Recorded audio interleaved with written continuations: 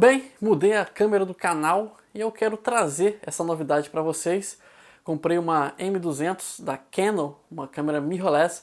Eu quero citar aqui alguns prós e contras, mostrar algumas imagens de teste que eu fiz e, por sinal, esse vídeo, essa imagem que você está vendo, também foi filmada nela. Eu vou falar um pouquinho mais sobre ela aqui depois da vinheta.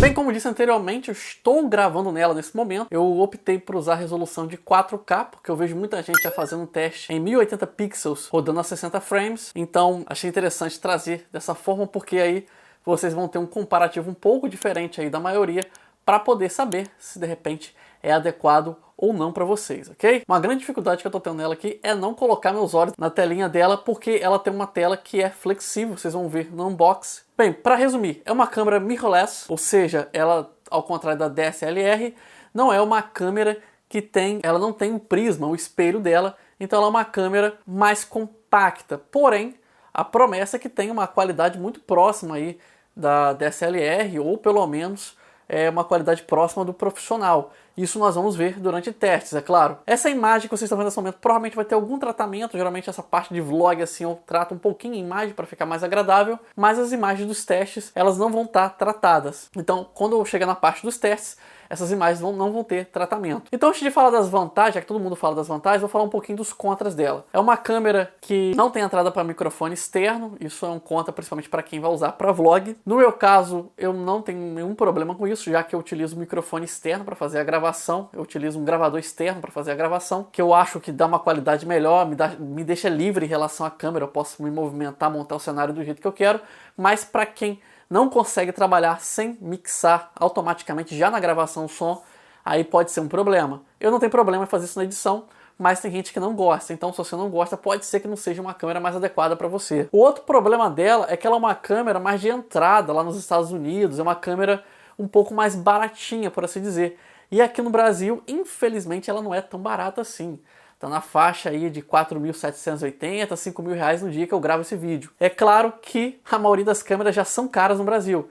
Então meio que é um problema do Brasil. Então se você quiser ter algo de qualidade, você meio que ou vai ter que desembolsar um bom dinheiro, ou parcelar, enfim. Agora eu vou deixar vocês um pouquinho com um box para vocês verem como é que ela chegou, como é que tá a caixa dela. Ela foi comprada na Submarino. E também para você avaliar os acessórios que vem junto.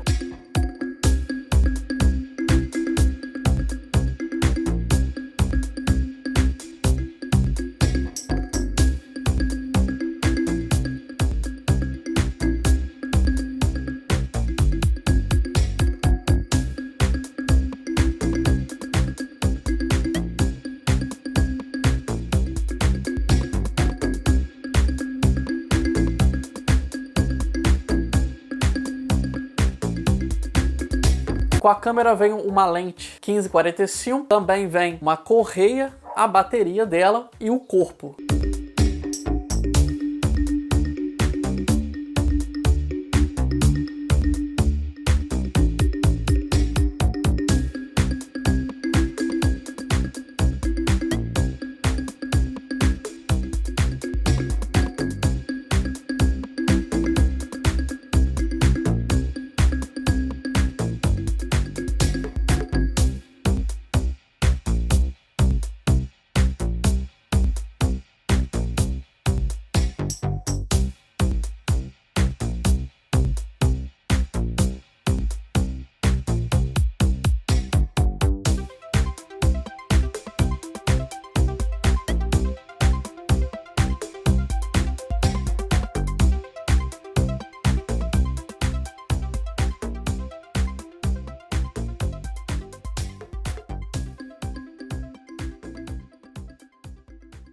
Certo, agora que vocês viram o unboxing, obviamente vocês querem saber como é que é a montagem dela, como é que a câmera ela é construída.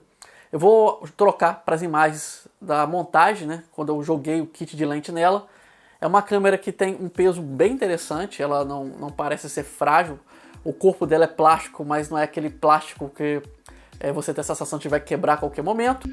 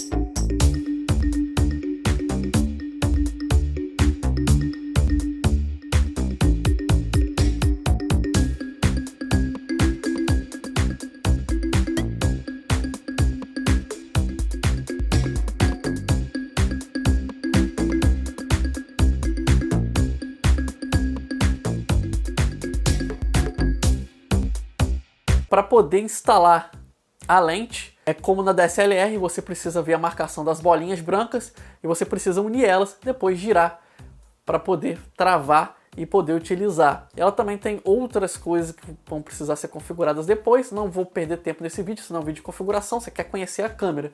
Então é para isso que nós estamos aqui. Eu já vou mostrar para vocês os testes, mas antes de vocês verem as imagens, eu quero deixar também aqui os prós. Eu falei dos contras lá no começo, que foi o problema do microfone, mas vou falar dos prós. É uma câmera que tem bons resultados, mesmo que você não saiba mexer. Nesse momento eu estou gravando ela praticamente tudo no automático, a ISO está no automático. Eu só regulei a qualidade mesmo, botei ela para gravar em 4K, porque ela vem em Full HD. Então, fora isso, tudo que você está enxergando é automático, fora uma outra ediçãozinha que eu fiz aqui. A própria possibilidade de gravar em 4K é uma boa, já que é uma câmera mais de entrada, uma câmera mais compacta. Ela provavelmente vai ser procurada por pessoas que querem fazer vlogs, querem fazer vídeos para as redes sociais. E o 4K é uma tecnologia que não está tão disseminada ainda, mas está disseminando. O YouTube já tem suporte a 4K, nem todo mundo tem monitor 4K, mas se você puder trabalhar com um pouco mais de qualidade, obviamente você vai trabalhar com mais qualidade. Então é uma boa opção aí para quem quer melhorar a qualidade do seu trabalho. Mas honestamente eu acho que o resultado fica mais fluido, mais bonito, numa resolução de 1080 com 60 frames por segundo. Mas vocês vão ver isso aí mais detalhadamente nos testes. Outra vantagem é o fato dela ter lentes removíveis, você pode trocar por outras lentes. Além disso, o fato dela ter essas lentes, aberturas, tal qual uma DSLR, né? Ou seja, parecida, ela não é uma DSLR, você acaba tendo uma qualidade melhor mesmo em baixa luz.